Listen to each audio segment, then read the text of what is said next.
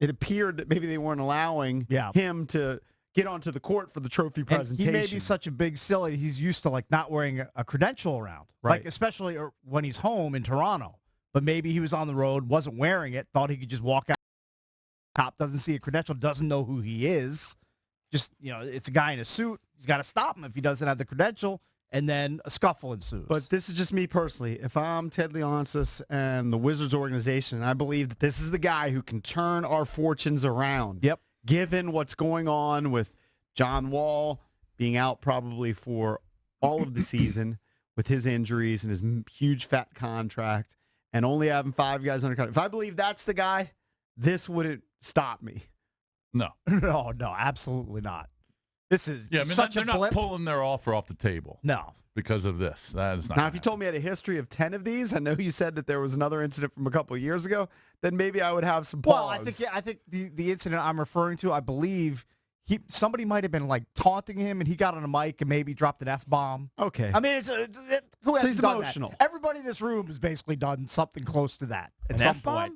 On a microphone? Yeah. 9 million times. It You got a bar or something? Hard to hear. These things happen. But I am uber impressed with the fact that team, which just a couple seasons ago, the Wizards swept. Oh, I remember.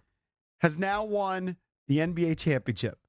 Now, they made a huge move in letting go of their coach. They made even a huger move in bringing in Kawhi Leonard and trading DeMar DeRozan.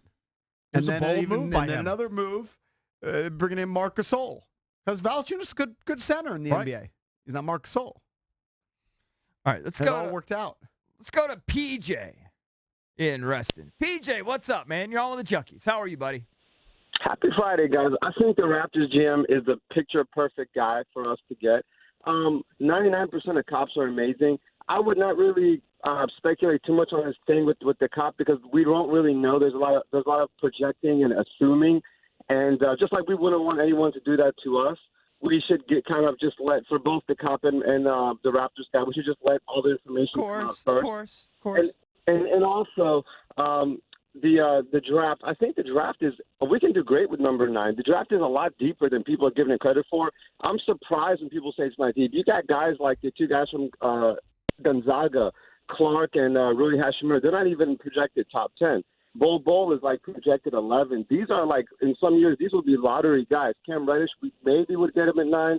There's about 4 really good guys. Jackson Hayes, the guy from France, Cameron Reddish, and one more guy's name I'm forgetting that we can target at number 9. So I just hope that the fans are patient with the Raptors GM because it's going to take them several years to turn this around for us. Oh, yeah, it's not going to be a quick, 1 or 2 season fix. It's going to take some time. Sure. And the biggest question for whoever takes the job, or if they end up handing it to Tommy Shepard, is what do you do with Bradley Beal? Yep. Right? Do you keep Bradley Beal in what appears to be a lost season, or do you trade him for prospects? I think most GMs would come in and say, Bradley Beal is my one real chip that I can move to help revamp this whole thing. And it would be painful to part with him, but it might have to be done. You'd have to do it this year and not wait until next. You're getting a better haul with his 2 years left on his deal. Right. Whereas if you traded him next year, you're probably not going to get the same value. I would think, but who knows? But you're right. That's the biggest decision. Decision number 1: do we keep Bradley? Do we sign him to that big extension in 2 years, or do we move him? Think about if you're Golden State. They were in the NBA Finals again, 5th straight year. Probably thought that they were going to win it even without Kevin Durant. And now next season they face a decision where both Kevin Durant and Klay Thompson, free agents. Do you give them huge, mega, max contracts when you're not even going to get them to play next year? Great question. I don't see how you could give both. I would think that at least one of those guys one or stay. the other. Yeah, I would say at least one of those guys stays. Just speculating, but I doubt both of them do. Could be totally wrong. Another thing you got to remember is Anthony Davis is not a free agent, but he's probably going to be moved. That's another big piece of the puzzle. And I saw Beal was whether he goes to the Eastern Conference or Western Conference. His name is in the mix in some sort of Anthony Davis rumored trade. The 3-way team trade. I mean, does he go to the Celtics? Does he go to the Knicks? Does he go to L.A.? I mean, July is going to be crazy. Who would the Wiz get in return in an Anthony Davis 3-way deal? I have to start digging into that. See who'd Right. be Let me know heading what to you come up with. heading to D.C. Is it possible we're going to be able to get fired up for this draft the day or two before it? Yes. You think we will? I mean, number one, now we already know Zion Williamson's going to the I mean, Pelicans. it's hard There's to no get fired chance they don't I'm pick sorry. Zion. It's hard to get fired up for number 9. Just for Yeah. me personally. Yeah, you're not going to get It's just real fired hard. up. It's difficult. You're not It going to just get is. fired up. But the importance, and I'm this gonna is try. where the Ernie detractors Yeah.